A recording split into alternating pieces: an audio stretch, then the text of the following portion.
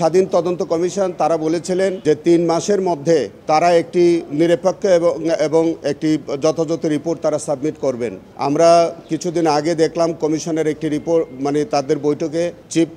যিনি আছেন তিনি বলেছেন পরিষ্কার করে যে তিনি একটি গঠনমূলক রিপোর্ট সাবমিট করবেন, যে রিপোর্টে যে জাতির যে আশা আকাঙ্ক্ষা, যে তথ্যগুলো আসা উচিত সেগুলি তাদের রিপোর্টে স্থান পাবে বলে তিনি আকার ইঙ্গিতে আমাদেরকে বলেছেন। আমরা আশান্বিত হতে চাই যে জাতীয় স্বাধীন তদন্ত কমিশনটা হয়েছে সেখানে প্রকৃত যে বিষয়টি, কারা এই ঘটনার নেপথ্যে কাজ করেছে, কারা প্রকৃত মাস্টারমাইন্ড, কারা প্রকৃত খুনি, কাদের কারণে এই ঘটনাটা ঘটেছে, আমাদের দেশপ্রেমিক সেনাবাহিনীর যে ক্ষতিটা হয়েছে, সেই সব কিছু তাদের রিপোর্টে স্থান পাবে বলে আমরা আশা করছি। এবং আপনি জানেন যে একদিকে বিচার কার্য চলছে আর একদিকে একটি তদন্ত চলছে, এটা কিন্তু একটি আরেকটির সাথে সাংঘর্ষিক। সেই কারণে আমরা ইতিমধ্যেই মাননীয় আদালতের কাছে, বিশেষ করে নিম্ন আদালতে আমরা বলেছিলাম যে আপনি এই মামলার বিচার কার্য আপনি স্থগিত রাখেন এবং যতক্ষণ পর্যন্ত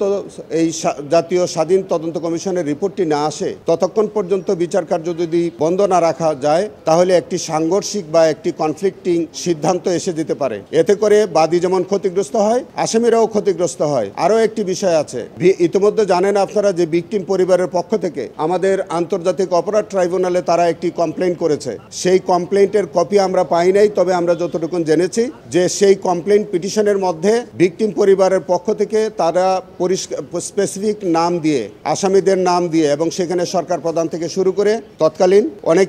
অনেকেরই নাম ওই কমপ্লেইন পিটিশনে আছে বলে আমরা জানতে পেরেছি। এবং আন্তর্জাতিক অপরাধ ট্রাইব্যুনাল ইতিমধ্যে এটার উপরে কাজ করতেছে, এইটুকু আমরা জানতে পেরেছি। তো সেই কারণে আমরা সবকিছু বিচার বিশ্লেষণ করে মনে করি যে বিস্ফোরক দ্রব্য আইনের মামলায় যারা এর আগে, যাদের বিরুদ্ধে কোনো বিস্ফোরকের অভিযোগ নাই, হত্যা মামলায় যারা ইতিমধ্যে খালাস পেয়েছিল, এই আসামিগুলোকে শ্রেণীবিন্যাস করে যাদের বিরুদ্ধে কোনো অভিযোগ নাই খালাসপ্রাপ্ত সেই মানুষগুলোকে দ্রুত মুক্তি দেওয়া, এবং যতক্ষণ জাতীয় স্বাধীন তদন্ত কমিশনের রিপোর্ট যতক্ষণ না আসে ততক্ষণ পর্যন্ত ওই মামলার বিচার কার্য স্থগিত রাখা, এবং অ্যাপিলেট ডিভিশনকে এই বিষয়ে একটি শুনানির পর্যায়ে নিয়ে এসে এই সামগ্রিক বিষয়টি তিনি শুনে আপিল বিভাগকে একটি গঠনমূলক একটি আদেশ দেওয়ার প্রয়োজন আছে বলে আমরা মনে করি।